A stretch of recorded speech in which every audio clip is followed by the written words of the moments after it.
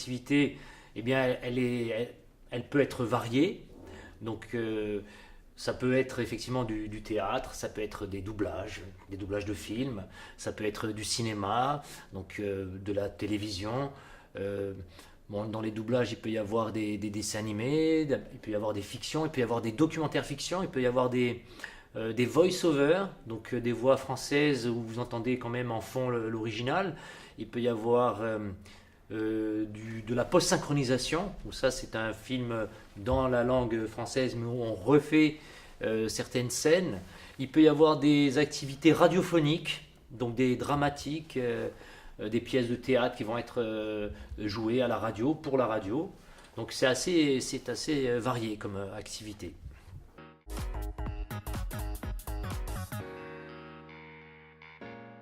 Est-ce qu'il y a une journée type pour un acteur? Je pense qu'il y a peut-être autant de journées type qu'il y a d'acteurs. Mais je crois que les journées peuvent évoluer avec le temps, avec l'âge, avec la carrière également. Et moi, je peux me rappeler de certaines journées plus jeunes. Ça dépend effectivement si on est en répétition, ça dépend si l'acteur est en période de travail, en période de recherche de travail. Si c'est un comédien qui est en répétition, eh bien, quand ce sont des répétitions dignes de ce nom, il passe sa journée à répéter. Éventuellement, s'il joue déjà au théâtre le soir, il peut faire une journée de doublage.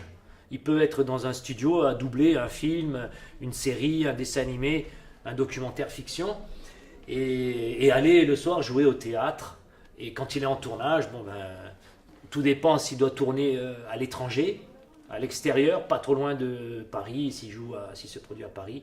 Donc il n'y a pas vraiment de journée type, c'est ce qui fait qu'on se sent vivant aussi, parce que pas une journée ne ressemble à une autre.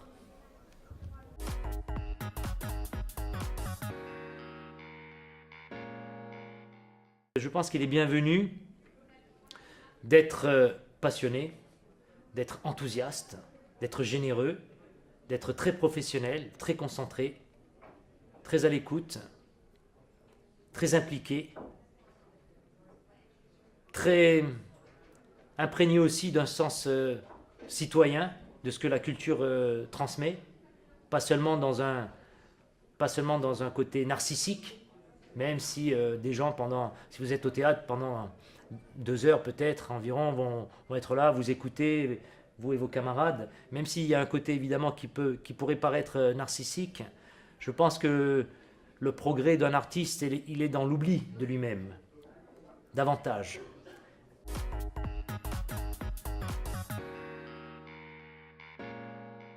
Alors je ne pense pas qu'il y ait une formation à suivre, il y a plusieurs formations.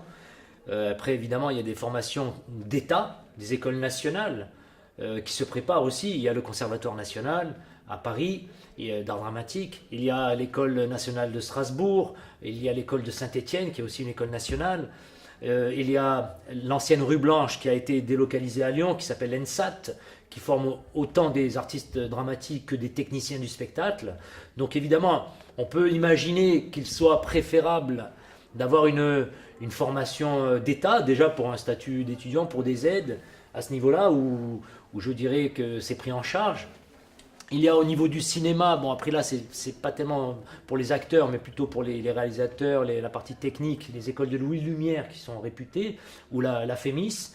Les écoles, il y a aussi beaucoup de cours privés évidemment, il y a des universités qui dispensent aussi des cours d'histoire Moi à mon époque j'ai pu bénéficier d'histoire de l'art option théâtre à Paris 8, j'avais ciblé l'université de Paris 8 à Saint-Denis parce que elle était justement la plus axée sur la pratique théâtrale, d'autres étaient un peu plus sur la partie théorique, et moi en ce qui me concerne j'avais plus envie, j'avais le feu des planches plus que d'écrire sur le théâtre.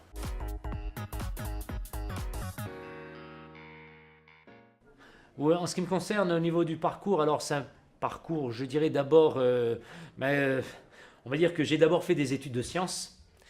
Même si en parallèle de mon temps, j'ai pu accéder à la pratique théâtrale dès le collège, grâce à des enseignants qui proposaient ces activités théâtrales, je dirais, au sein de l'établissement scolaire, mais en dehors des heures, soit entre midi et deux, et on a pu se produire avec de beaux textes, devant des parents, devant quelques rares professeurs. Ça, c'est un peu regrettable. Mais disons que le virus de la passion a pu naître là. Après, de là à pouvoir envisager d'en faire un métier, c'est pas évident parce que ce ne sont pas des métiers qui peuvent rassurer forcément les parents. Ça peut se concevoir. Et surtout s'il n'y a personne dans la famille dans ce domaine-là.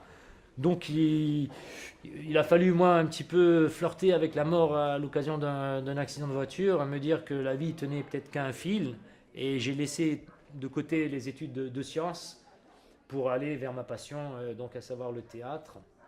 Et après j'ai très vite compris qu'il fallait aussi quand même essayer de travailler à l'image, parce que quelque part une petite visibilité au niveau du cinéma pouvait aider à ouvrir davantage les portes du théâtre.